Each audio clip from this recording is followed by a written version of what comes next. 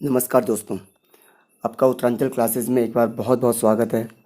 आज हम अपनी हिंदी सीरीज के इस तीसरे चैप्टर को, जिसमें कि अध्याय नंबर 4 लिखा हुआ है, लेकिन वीडियो के हिसाब से जो मेरा अभी तक ये तीसरा वीडियो है, क्योंकि पहला जो वर्णमाला वाला सेक्शन है वो मैंने अभी वीडियो में नहीं डाला है।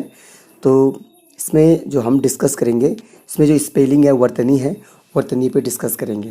दोस्तों, वर्तनी सेक्शन जो होता है हिंदी का बहुत महत्वपूर्ण पार्ट होता है, और इसमें हम बहुत मिस इस टॉपिक को कर लेते हैं, क्योंकि हमें हिंदी की जो स्पेलिंग होती है, जो वर्तनी होती है, उसमें हम बहुत कंफ्यूज हो जाते हैं, क्योंकि जो चारों के चारों ऑप्शन होते हैं हमें सेम दिखते हैं।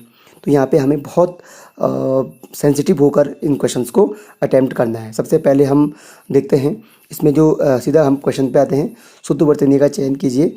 इसका जो आंसर होगा तो यहाँ पे सी होगा, क्योंकि सी में जो एग्जैक्टली आप देख रहे हैं कुमुदनी, इसमें प्रॉपर इसका आंसर होगा। दोस्त नेक्स्ट इसमें जो आएगा, इसमें आएगा क्वेश्चन नंबर 2, शुद्ध वर्तनी का चयन कीजिए। तो यहाँ पर जो इसका आंसर होगा वो होगा बर्तन, क्योंकि आप देखेंगे चारों जो ऑप्शन है वो सेम ही लग रहे हैं। जैसे यहाँ पर आप देखेंगे सी में भी आपको कंफ्यूज लग रहा है ना। तो इस प्रकार से जो इसका राइट आंसर होगा वो डी होगा, बर्तन। शुद्ध वर्तनी का चयन कीजिए। क्वेश्चन नंबर 3 है, इसका होगा प्रतिष्ठा।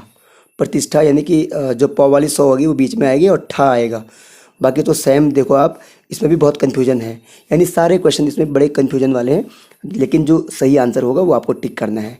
नेक्स्ट 4 का होगा मृत्युंजय। मृत्युंजय इस प्रकार से होगा, जो सी वाला होगा। 5th में जो होगा उसका आंसर जो अस्पृश्यता होगा वो बी राइट आंसर होगा। 6 में जो आंसर होगा शताब्दी, इस प्रकार से इसको लिखा जाता है। नेक्स्ट है 7 में तो त्रिदोष, जो सी वाला आंसर होगा वो सही होगा। 8 क्वेश्चन में है औद्योगिकरण। तो औद्योगिकरण जो राइट आंसर होता है, जो सही लिखा जाता है वो इस प्रकार से लिखा जाता है, औ की मात्रा होती है ओ में। तो क्वेश्चन नंबर 9 में है तो परिणति। परिणति ए होगा इसका राइट, जो हम इसको ऐसे ही लिखेंगे, परिणति। नेक्स्ट है क्वेश्चन नंबर 10, स्थाई। यो आता है, यो में ई की मात्रा आती है, स्थाई। 11 का आएगा आपका जो राइट आंसर वो बी होगा, जल्दी। फिर 12 का आंसर होगा प्राकथन, इस प्रकार से लिखा जाएगा। 13 का होगा जो नेक्स्ट होगा, सॉरी 13 का क्षेत्र, इस प्रकार से लिखा जाएगा, ए इसका राइट आंसर होगा। 14 का जो राइट आंसर होगा वो होगा बी, रासायनिक, इस तरीके से लिखा जाता है। फिर नेक्स्ट है 15 का प्रतिवादी, ए आंसर होगा। 16 का होगा सी। 17 का होगा आंसर बी। 18 का होगा आंसर बी, निदर्शन, इस प्रकार से लिखा जाता है। 19 का होगा डी, ज्येष्ठ।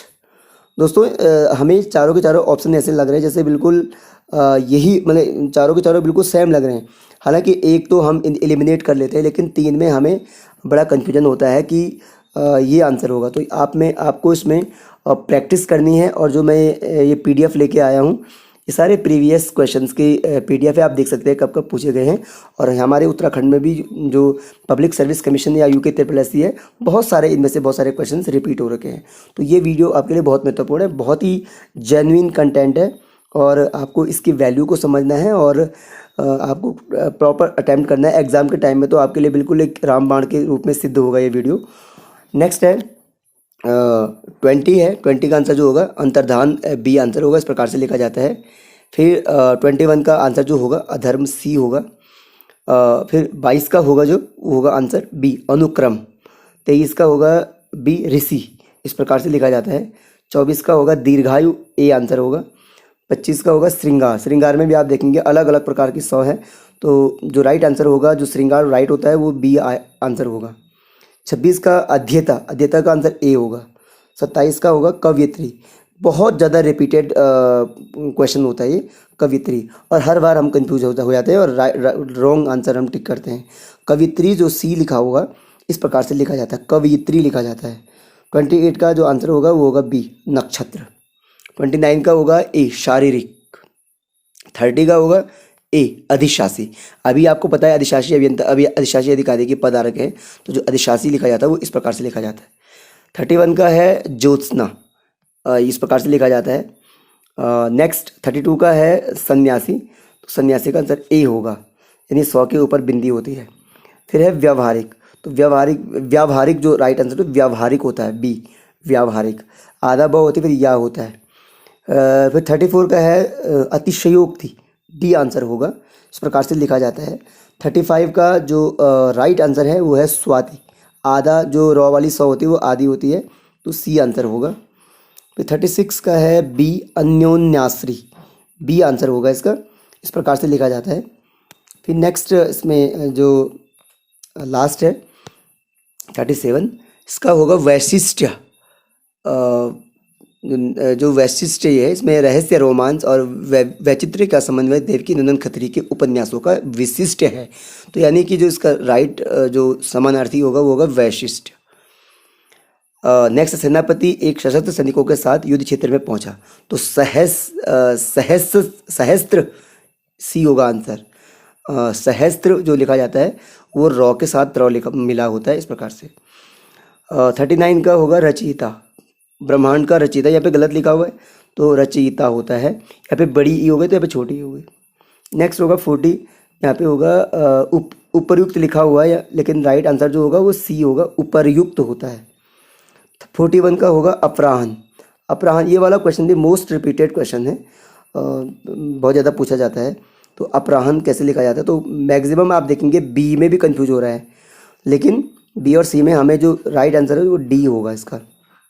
42, मनुष्य को परामुखापेक्षी, तो परामुखापेक्षी मतलब परमुखापेक्षी होता है, सी आंसर होगा। जहाँ उपमेय में उपमान की संभावना व्यक्त की जाती है, 43 का क्वेश्चन जो है वहाँ उत्प्रेक्षा अलंकार होता है, तो उत्प्रेक्षा जो लिखा हुआ सही वो सी लिखा होता है, उत्प्रेक्षा आदत होती है। फिर 44 में आप देखेंगे यहाँ पे लिखा हुआ है बुढ़ापा दौर्बल्य का सूचक है, तो यहाँ पे सिर्फ छोटी ओ की मात्रा है, तो बड़ी ओ लिखना, आऊ तो आऊ में आएगा तो ये दौर्बल्य होगा, इस प्रकार से। नेक्स्ट है 45 में जो तानसेन महान संगीतज्ञ था, संगीतज्ञ जो सही आंसर है वो बी होगा, इस प्रकार से लिखा जाता है। 46 में भी वही है, वजीफ़ा लिखा हुआ, लेकिन वजीफ़ा जो राइट लिखा होता है वो सी वाला आंसर होगा। प्रत्येक कथन का अपना एक संदर्भ होता है, संदर्भ भी 4 प्रकार से लिखे हुए हैं, तो बी वाला जो आंसर है वो सही आंसर है। 48 का है आधुनिक हिंदी का प्रादुर्भाव। अब देखो प्रादुर्भाव जो राइट आंसर है वो है ए, यानी कि प्रादुर्भाव किस प्रकार से लिखा जाता है वो ए में लिखा होगा। 49 है हिमालय की उतुंग चोटियाँ, तो उतुंग इस प्रकार से लिखा जाता है जो सी में लिखा हुआ है। 50 है लास्ट सेकंड है, 50 में आप देखेंगे वैज्ञानिक अनुसंधान, तो ये प वाले 100 लिखी हुई है, लेकिन जो राइट नहीं है, रॉन्ग है ये, जो राइट होगा वो होगा डी, अनुसंधान इस प्रकार से लिखा होता है, प वाले 100 जिसे हम दांती 100 कहते हैं, तो ये है डी। लास्ट है 51वां क्वेश्चन जो है, इसमें लिखा हुआ है वह हिंदुस्तान एकेडमी के वार्षिक अधिवेशन में भाग लेने के लिए लखनऊ आए थे, तो इन्होंने यहाँ पे लिखा हुआ है अधिवेशन, जो प्रोनाउंसिएशन के रूप में राइट आंसर होगा सी, अधिवेशन होता है। तो दोस्तों हमने इसमें 51 क्वेश्चन यहाँ पे सॉल्व किए, और बिल्कुल एक जेन्युइन और एक एग्ज़ाम के लिए बहुत ही महत्वपूर्ण कंटेंट है। आशा है कि पसंद आया होगा, और अगर पसंद आया तो इस चैनल को शेयर ज़रूर करें, जो कि औरों को भी फ़ायदा मिले। और सबसे महत्वपूर्ण बात इसमें क्या है कि आप प्लेलिस्ट में जाएंगे तो अभी मुझे डिज़ाइन करना नहीं आया प्रॉपरली, कैसे प्लेलिस्ट बनानी है, लेकिन जितनी भी प्लेलिस्ट है उसमें भी बहुत अच्छे अच्छे कंटेंट है। और नेक्स्ट है इसमें मेरी जो वीडियोस में आप जाएंगे, जब आप मेरे चैनल पे आएंगे तो वीडियोस में जाएंगे, बहुत सारा कंटेंट आपको मिलेगा, जिसमें उत्तराखंड के वीडियोस भी हैं, वन लाइनर के। दोस्तों इस चैनल को ज़रूर देखें, और आपके लिए बहुत महत्वपूर्ण कंटेंट इसमें है। Thank you.